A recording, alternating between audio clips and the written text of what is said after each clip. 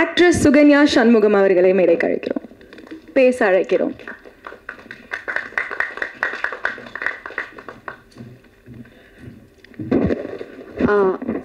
எல்லாருக்கும் ரொம்ப வணக்கம். இங்கே வந்தவங்களுக்கு எல்லாத்துக்கும் ரொம்ப நன்றி. Thanks to the entire team, director sir, producer sir, DOP, director, sound engine, editor sir, இங்கே அவங்களுக்கு எல்லாத்துக்குமே வெரி பிக் தேங்க்ஸ். பிகாஸ் அவங்க இல்லைனா இந்த மூவி இந்த அளவுக்கு எடுத்து வந்திருக்குமான்னு தெரியாது. மோரோவராக ஆக்சுவலி நான் ரொம்ப பயந்துட்டு இருந்தேன். இந்த மூவி வந்து என்டையராக பேரநார்மல் மேக்கிங். ஸோ இந்த மூவி பீப்புள் ஆடியன்ஸ் எப்படி அக்செப்ட் பண்ணுவாங்க அப்படின்றது ஒரு பயம், ஒரு கன்ஃபியூஸ்டாக இருந்தேன். பட் ஒன்ஸ் இந்த ரெஸ்பான்ஸ் எல்லாமே பார்த்ததும் ரொம்ப சந்தோஷமாக இருக்குது. Thank you Sukanya. And I would like to கால் யுவிகா ராஜேந்திரன் அவர்கள், ஆக்ட்ரஸ் யுவிகா ராஜேந்திரன்.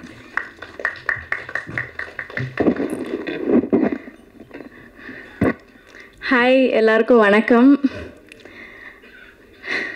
யுவிகா ராஜேந்திரன் பேசுகிறேன். நான் இந்த படத்தில் காந்தா ரோல் பண்ணியிருக்கேன். And thank you Hemnath sir for casting me as Kaantha. கொஞ்சம் கொஞ்சமாக மோல்ட் பண்ணி ஓரளவுக்கு குட் வில்லேஜாக கேரக்டர் பண்ணியிருக்கேன். ஸோ சப்போர்ட் பண்ணதுக்கு ரொம்ப ரொம்ப நன்றி. ப்ரெஸ் அண்ட் மீடியா இல்லாமல் இந்த அளவுக்கு ரீச் இருந்திருக்குமான்னு எங்களுக்கு தெரியல. சப்போர்ட் பண்ணதுக்கு எல்லாருக்கும் ரொம்ப நன்றி. தேங்க்யூ யுவிகா அவர்கள். அடுத்தபடியாக I like to call cinematographer Jason Williams அவர்கள்.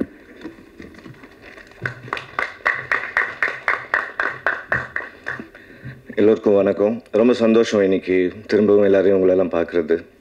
நிறைய ஃப்ரெண்ட்ஸ் வந்திருக்கீங்க, ரொம்ப சந்தோஷம். அண்ட் வித்தவுட் மீடியா, பிகாஸ் ஒரு டெக்னீஷியன் பாயிண்ட் ஆஃப் வியூ உங்கள் எல்லாருக்குமே தெரியும். ஏன்னா அந்த கேமராலாம் பார்க்கும்போது எனக்கு அந்த கேமரா என்ன மாடல்ன்றது தான் வந்து நம்மளாம் யோசிப்போம். ஸோ அந்த மாதிரி தான் ஒரு டெக்னீஷியன் லைஃப்பில் ஒரு படமும் நான் முடிச்சுட்டு வரும்போது இது 5வது ரிலீஸ்ன்றது எனக்கு பெருமை. Thank you Jason sir. I would like to call editor Rohit அவர்கள் on to the stage.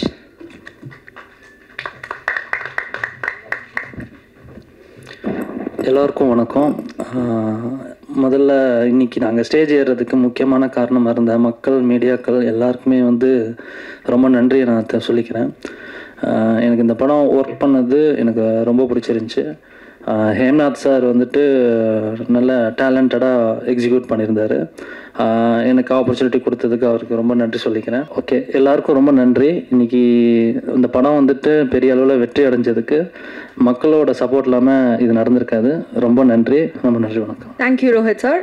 Now I would like to call costume sound designer Kevin Friedrich அவர்கள்.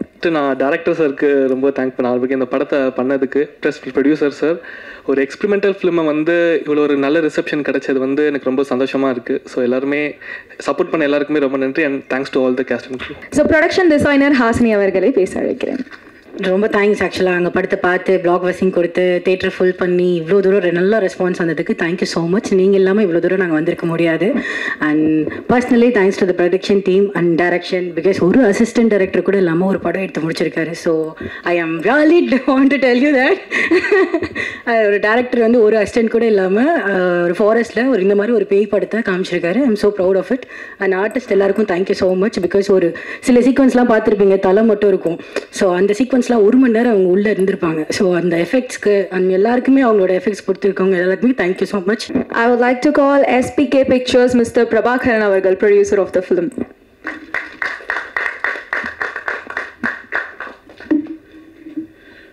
ஸோ வணக்கம் அனைவருக்கும், மீடியா துறை நண்பர்களுக்கும், பத்திரிகை நண்பர்களுக்கும் அனைவருக்கும் என்னுடைய காலை வணக்கங்கள். இந்த மர்மர் திரைப்படத்தை கடைகோடி எங்கும் கொண்டு சேர்த்த தமிழக மக்களுக்கு என்னுடைய முதற்கண் வணக்கங்கள், என்னுடைய மனமார்ந்த நன்றி. ஸோ இந்த திரைப்படத்தை வந்து பார்த்திங்கன்னா நம்முடைய ஹேம்நாத் சார் வந்து இந்த படத்தை வந்து எடுத்து முடித்து இன்றைக்கி ஒரு 400 ஸ்க்ரீனில் எனக்கு தெரிஞ்சு தமிழகம் முழுவதும் ஓடிட்டுருக்கு. ஸோ இப்போ டைரக்டர் வந்து இவர் வந்து ஒரு ஹார்ட் ஒர்க்கின் மறு உருவம். ஸோ எனக்கு கிடைத்த ஒரு வரப்பிரசாதம். இந்த ஒரு இளம் வயதில் இந்த மாதிரி வந்து எந்த மாதிரி இன்றைக்கி ஒரு ட்ரெண்ட் செட்டில் படம் எடுத்தால் அது வெற்றி அடையுமோ அதை மாதிரி யோசித்து அதை அனுபவித்து இந்த படத்தை வந்து அவர் எடுத்து நம்ம எல்லாருக்கும் கொடுத்துருக்கிறாரு.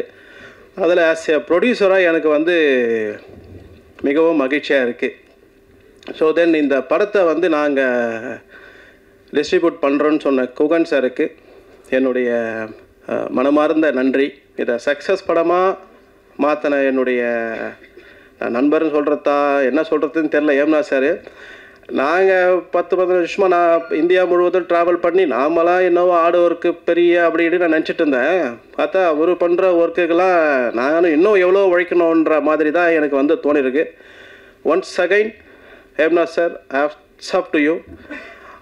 வித்தின் 2 to 3 இயர்ஸ் உங்களுடைய நீங்கள் எந்த மாதிரி பொசிஷனுக்கு போவீங்கன்றது என்னால் இப்போவே கணிக்க முடியுது. Thank you so much, sir. I would like to call our releasing partner and distributor, Dream Warrior Pictures, Mr. Gugan Avargal.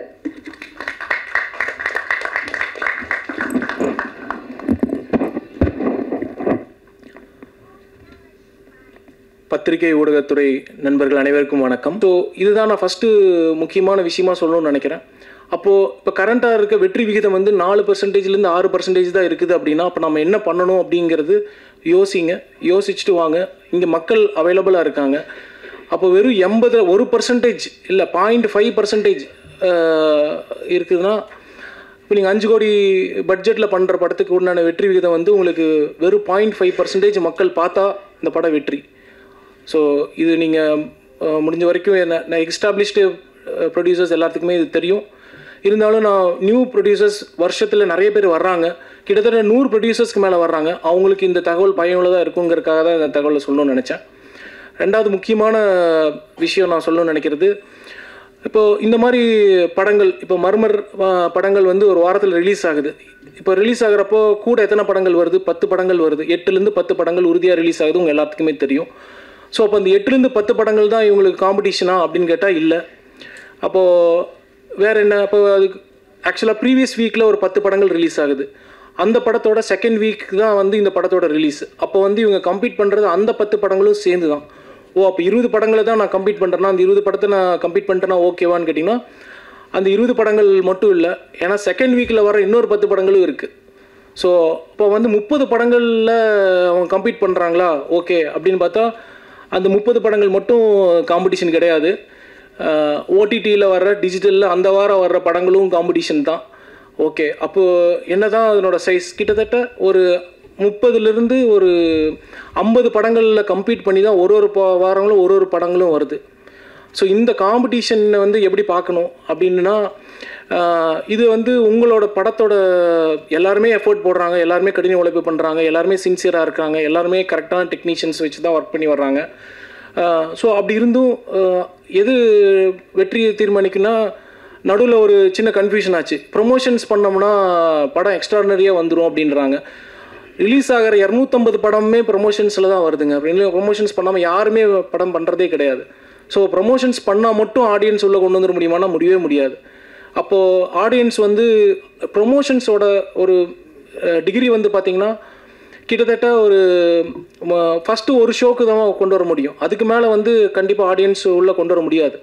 அந்த படத்திலோட ரிலேட்டபிலிட்டி அவங்களால ரிலேட் பண்ண முடியுது அப்படிங்கிற படங்கள் மட்டும்தான் வந்து அந்த ப்ரொமோஷன்ஸ் எல்லாத்தையும் தாண்டி ப்ரொமோஷன் இல்லாமையும் ஓடக்கூடிய வேர்ட் ஆஃப் மவுத்துன்னு சொல்லுவோம், அது நோக்கி ஓடும்.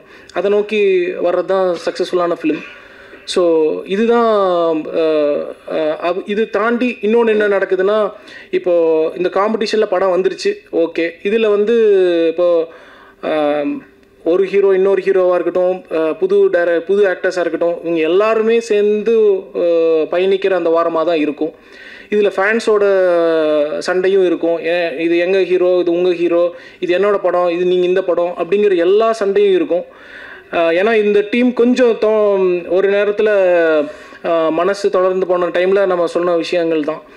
கண்டிப்பாக நீங்கள் வந்து உங்களோட எஃபர்ட்ஸ் போட்டு நீங்கள் முன்னேறி போயிட்டே இருங்க. உங்களுக்கு ரேட்டிங்ஸை பற்றி நீங்கள் எதுவுமே ஒரி பண்ண வேண்டாம். ஒரு பர்டிகுலர் நிறுவனம் வந்து ரேட்டிங்ஸ் கொடுத்துட்ருக்காங்க. அதுக்கு ஒரு சின்ன எக்ஸாம்பிள் நான் கொடுக்கணும்னு நினைக்கிறேன். இப்போ கல்வியில் இப்போ எக்ஸாம் பீரியடு தான். இப்போ மாணவ மாணவிகள் வந்து எக்ஸாம் எழுதுகிறாங்க. அப்போ என்ன மார்க் எடுத்தால் ஒருத்தங்க பாஸ்ன்னு சொல்ல முடியும்? 100 மார்க் எடுத்தால் பாஸா? எல்லாருமே 100 மார்க்கு தான் எக்ஸாம் எழுதுகிறாங்க. 100 மார்க் எடுத்தால் பாஸா? இல்லையே. அது எக்ஸலண்ட்டுக்கு மேலே தானே இருக்குது, அவுட்ஸ்டாண்டிங் தானே சொல்கிறாங்க. சரி 90 மார்க் எடுத்தால் கன்சிடர் பண்ணுவீங்களா? சார் 90 மார்க் எடுத்தால் எக்ஸலண்ட் இல்லை. இப்போ 80 மார்க் எடுத்தால் 80 மார்க் எடுத்தால் அது டிஸ்டிங்ஷன் இல்லை. சரி 80 மார்க் எடுத்தாலும் டிஸ்டிங்ஷன், அப்போ அது அப்போ ஓகே. அப்போ வந்து இப்போ 70 மார்க்கு 60 மார்க்கெல்லாம் என்ன, அதெல்லாம் வந்து ஃபஸ்ட் கிளாஸுங்க அப்படின்னு சொல்கிறோம். இதே சினிமாவில் ஒரு படத்தை வந்து அதே ரேட்டிங்கில் கொடுக்குறோம், கிட்டத்தட்ட 6, 7 அப்படிங்கிறது. அந்த படத்தை வந்து எப்படி பார்க்குறாங்க அப்படின்னா, அந்த படத்தை வந்து ஃபெயிலியர் படமாக தான் பார்க்குறாங்க. அந்த படம் வந்து எங்களுக்கு கனெக்ட் ஆகலைங்கிறதான் பார்க்குறாங்க. ஸோ இந்த ரேட்டிங் சிஸ்டமே வந்து அபாலிஷ் பண்ணணுங்கிறது தான் என்னோடய கருத்து. அதை நான் கவுன்சில்லையும் தெரிவிச்சிருக்கேன். அது நம்ம வி ஆர் ஆல்சோ ஒர்க்கிங், அது என்ன மாதிரி இந்த ரேட்டிங் சிஸ்டம் ஃபஸ்ட்டு அபாலிஷ் பண்ணணும்னு சொல்லிட்டு. அந்த rating system is not encouraging producers. இதனால் ஒரு பெரிய பிஸ்னஸே இருக்குது. நான் வந்து உங்களுக்கு 10க்கு 10 கொடுக்குறதா இருக்கட்டும், இல்லை அதுக்கப்புறம் பார்த்திங்கன்னா அதுக்கப்புறம் வேறு எந்த ரேட்டிங்குமே கிடையாது, டைரெக்டாக 1, 2 ரேட்டிங்கு தான் போகிறாங்க. ஸோ இது எல்லாமே வந்து சினிமா வந்து நல்வழிப்படுத்துகிறவான முயற்சிகளே கிடையாது. இதை நான் வன்மையாக தாழ்மையாகவும் இது வேண்டாம் அப்படிங்கிறது தான் நான் சொல்கிறேன். I would like to call the captain of the ship, director Hemnath Narayanan அவர்கள். தனி ஒருவனா வந்து இந்த படத்தை இயக்கியிருக்காரு அப்படின்னு ஹாசினி அவர்கள் சொன்னாங்க. எந்த ஏடியோ இல்லாமல். பயமாக இருந்ததா சார் உங்களுக்கு, இல்லை ஜாலியா? ஓகே, ஒரு சில வார்த்தைகள் பேசும்படி கேட்டுக்கொள்கிறேன். ஹலோ, எல்லாருக்கும் வணக்கம். மறுபடியும் சந்திக்கிறோம், ரொம்ப சந்தோஷமாக இருக்குது. இந்த ஒரு புதன்கிழமை காலையில் உணவு முடிச்சுட்டு எல்லோரும் ரொம்ப தெம்பாக இருக்கீங்க, நாங்களும் ரொம்ப தெம்பாக தான் இருக்கோம். முதல்ல இங்கே வந்திருக்க எல்லாருக்கும் என்னோடய நன்றியை தெரிவிச்சுக்கிறேன். போன வாட்டி நான் ப்ரொடியூசர் பேரே சொல்லி ஆரம்பித்து வேறு எங்கேயோ கொண்டு போயிட்டேன். இந்த வாட்டி ஃபஸ்ட்டு ப்ரொடியூசர்லேருந்தே ஆரம்பிச்சிடுறேன். ஸோ தேங்க்யூ ஸோ மச்ங்க. நீங்கள் இல்லைன்னா இந்த ப்ராஜெக்ட் வந்து ஒரு வெளியே கூட தெரிய வைக்க முடிஞ்சிருக்குமான்னு எங்களுக்கு தெரியல. ஏன்னா அந்த அளவுக்கு ஆரம்பிக்கும் போதே வந்து எல்லாமே புதுசு ஏன் புதுசுன்ற ஒரு கொஷின் வந்துட்டே இருந்தது. பட் என் மேலே எனக்கு ஒரு கான்ஃபிடென்ட் இருந்தது, எல்லாரும் மேலே எனக்கு ஒரு கான்ஃபிடென்ட் இருந்தது. அந்த கான்ஃபிடென்ட் உங்களுக்கும் வந்துச்சு. ஸோ நீங்கள் சப்போர்ட் பண்ணதுனால தான் இந்த படம் இப்போ இந்த தளத்துக்கு வந்து நிற்குது. அண்ட் மோரோவர் எங்களுக்கு ஸ்க்ரீன்ஸ் இன்க்ரீஸ் ஆகும்போது எங்களுக்கு எந்த குறையுமே இல்லை, டிஸ்ட்ரிபியூட்டர் சைட்லேயுமே எந்த குறையுமே இல்லை. எவ்வளோ ஸ்க்ரீன்ஸ் இன்க்ரீஸ் ஆனாலும் அதுக்கான பேமெண்ட்டு ஆன் அண்ட் ஆஃப் அப்படியே டக்குன்னு போயிட்டே தான் இருந்தது. ஸோ இந்த ப்ராஜெக்ட் மேலே பிலீவ் வச்சு, என் மேலே பிலீவ் வச்சு, எல்லார் மேலேயும் பிலீவ் வச்சு இந்த ப்ராஜெக்டை ஹிட் படமாகவே ஆக்கிட்டோம். ஸோ அதுக்கு நீங்கள் தான் backbone. Thank you so much.